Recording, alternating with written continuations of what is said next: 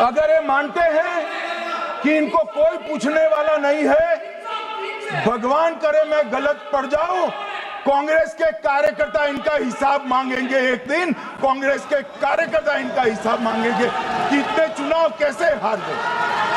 मान्यवर, कोई जज आजादी के इतने साल में नहीं हुआ है मान्यवर कि कोई जज एक जजमेंट दे तो जज के खिलाफ इंपीचमेंट लेकर आते हैं।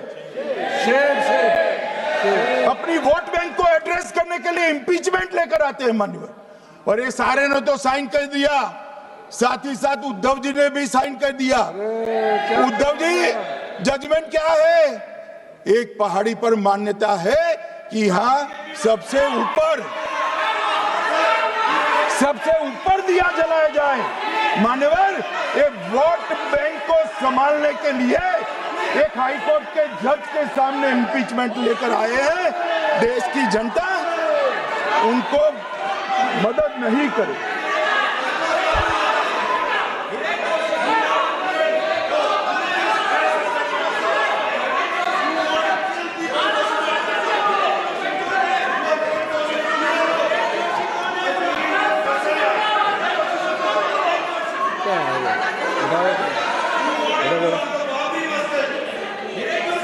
प्लीज नो, माननीय गृह मंत्री जी।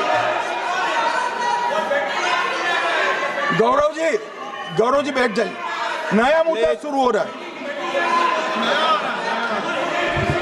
प्लीज, अरे भैया प्लीज मेरी बात सुनो ना। माननीय गृह मंत्री जी, माननीय गृह मंत्री जी, माननीय गृह मंत्री जी, नया मुद्दा शुरू हो रहा है, फिर से खड़ा होगा होना।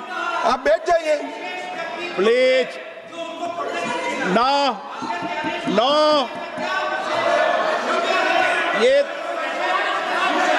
ये तरीका नो। मणिकम जी प्लीज बैठिए। नो, ये तरीका ठीक नहीं है। प्लीज बैठे। हर आपको ज्यादा समस्या है क्या हर 2 मिनट में खड़े होने की?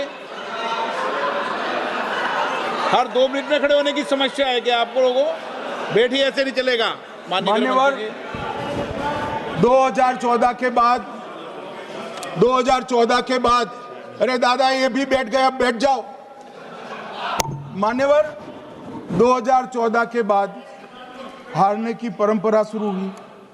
हारने की परंपरा शुरू होने के बाद हाँ जीते ही है, मगर हारने की भी परंपरा हुई है। मान्यवर, हारने की परंपरा शुरू करने के बाद इन्होंने सबसे पहले ईवीएम को निशाना बनाया।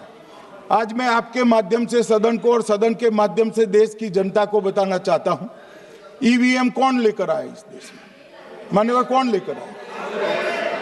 15 मार्च 1989 को जब राजीव गांधी इस देश के प्रधानमंत्री थे, तब ईवीएम लाने का कानूनी बदलाव किया गया था। सुन लो, अब राजीव गांधी के ईवीएम के कानून का भी विरोध कर रहे हैं। मान्यवर, इसके बाद में अरे सुनो ना क्या प्रक्रिया हुई। इसके बाद में ईवीएम के खिलाफ किसी ने याचिका करी।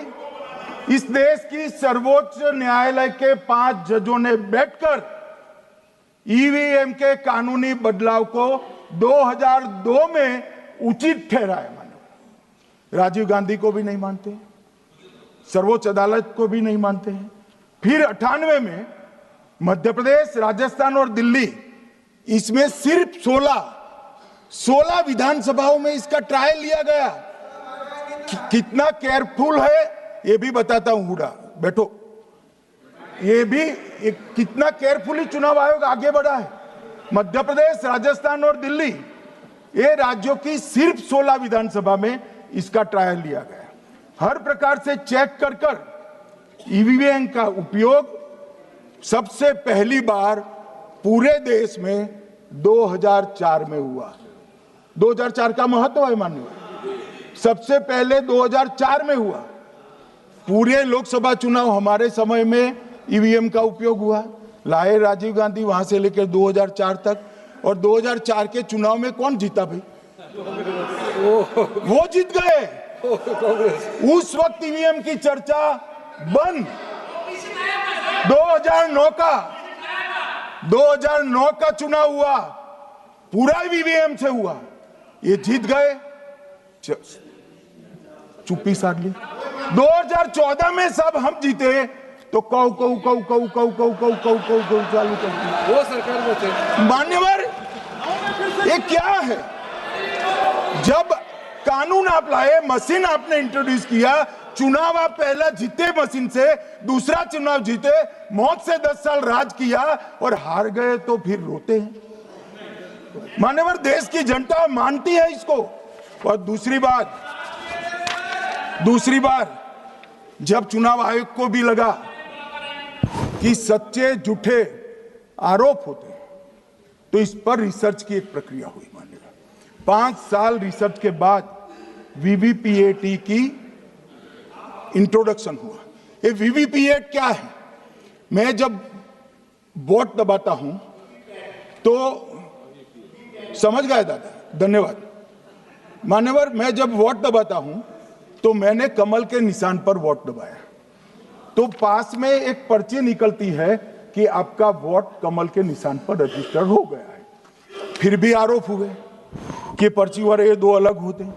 तो चुनाव आयोग ने निर्णय किया कि 5% ईवीएम और वीवीपैट के परिणाम कंपेयर होंगे। तो मशीन खुला, इसमें 396 वोट मिले, तो वीवीपैट में कितने वोट मिले, तो 396 है या नहीं है, ये 5% मशीनों में मिलता है। मान्यवर, मैं आंकड़े लेकर आया हूं चुनाव आयोग को पूछकर आज कि कितने वीवीपैट और मशीन का मिलान नहीं हुआ। आज तक 16,000 मशीन और वीवीपैट का मिलान हुआ है, एक भी वोट का बदलाव नहीं। और ये जब मतगणना होती है तब उनके पोलिंग एजेंट बैठते हैं मान्यवर, परिणाम पर वो साइन करते हैं, दोनों प्रकार के, मशीन के और वीवीपीएटी के परिणाम पर भी साइन करते हैं मान्यवर। और ये इस पर आरोप लगा रहे हैं मान्यवर। अब ये कह रहे हैं कि उस वक्त वाईफाई नहीं थी। सबसे पहली बात, 2004 में वाईफाई आ चुकी थी, मगर फिर भी चलो मान लो, आरोप लगाते गए। ईसीआई ने 2009 में एक छेड़छाड़ के आरोप पर भाग लेने के लिए 10 राज्यों में 100 ईवीएम लगाई गई। सब लोगों ने प्रयास किया, 2009 में कोई छेड़छाड़ नहीं कर पाया। फिर भी आरोप लगाए तो 2017 में इलेक्शन कमीशन ने जून 2017 में 3 दिन तक ईवीएम इलेक्शन कमीशन की ऑफिस में रखे कि कोई भी पार्टी आकर, कोई भी टेक्नोक्रेट आकर, कोई भी साइंटिस्ट आकर ईवीएम को हैक कर कर बता दे। ये तो गए ही नहीं, ये नहीं गए मान्यवर। ये सिर्फ प्रेस में आरोप करते, ना अदालत में जाते हैं, ना चुनाव आयोग के पर जाते मान्यवर, मगर एक्सपर्ट भी नहीं गए। आप कोई एक्सपर्ट भेज देते भैया, एक्सपर्ट भी नहीं भेजा। और मान्यवर, 2017 में फिर चुनाव आयोग इस निर्णय पर पहुंचा कि आने वाले सब चुनाव ईवीएम से होते हैं। अब चुनाव आयोग ने तो निर्णय कर दिया, मगर मैं भी साहब थोड़ा ज्यादा सोचता हूं। तो मैंने सोचा साला ये चुनाव आयोग कहता है कुछ नहीं हो रहा है, कुछ नहीं हो रहा है, तो ये लोग आरोप क्यों लगा रहे हैं?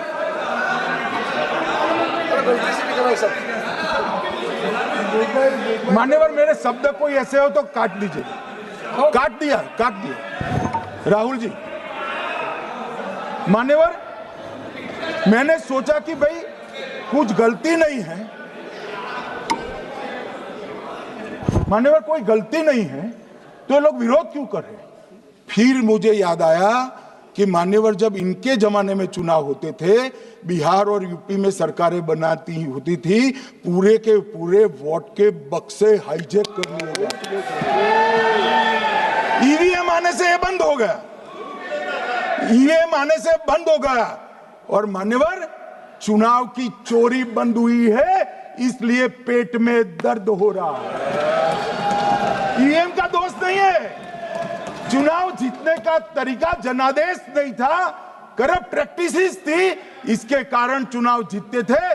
अब आज ये पूरे एक्सपोज हो चुके हैं। जब जनादेश पर चुनाव होता है तो आप जीत सकते हो, जीतो, स्वागत है उसका, मगर जब हारते हो तो अन्य कारण बताना, जैसे पहले मैंने कहा, ऐसा बताना ये ठीक नहीं है।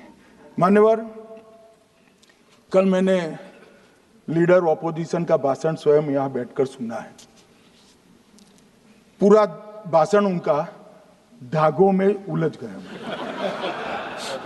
थ्रेड्स में उलझ गया। मान्यवर, ये कहते हैं पीएम का शेड्यूल देखकर चुनाव आयोग चुनाव तय करता है। मेरा सभी सांसद महोदय से करबद्ध निवेदन है कि चुनाव होने के पहले के 1 महीने पीएम का शेड्यूल, और पीएम को लगभग 24 और 16 कितना होता है, 40 महीना हो गया। इसमें से किसी भी 1 महीने का शेड्यूल दिखाओ। पीएम की गति ही इतनी है, कोई भी महीना उठाओगे तो इतने ही प्रवास करते हैं। मानवर, इसको चुनाव का कोई लेन देन नहीं है।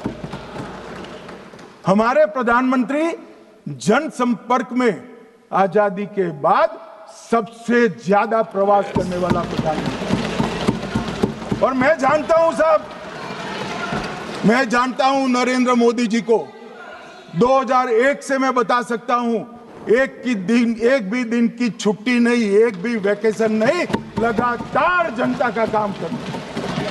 मैंने कभी नहीं देखा उनको वैकेशन में। कई बार इनका अनुकरण करने का प्रयास करते हैं तो बीपी बढ़ जाता है इतना, ये फिर रूठ जाएंगे प्लीज। मान्यवर, ये पूरी चर्चा चुनाव सुधार पर थी। मैंने आज ये भी जांच करा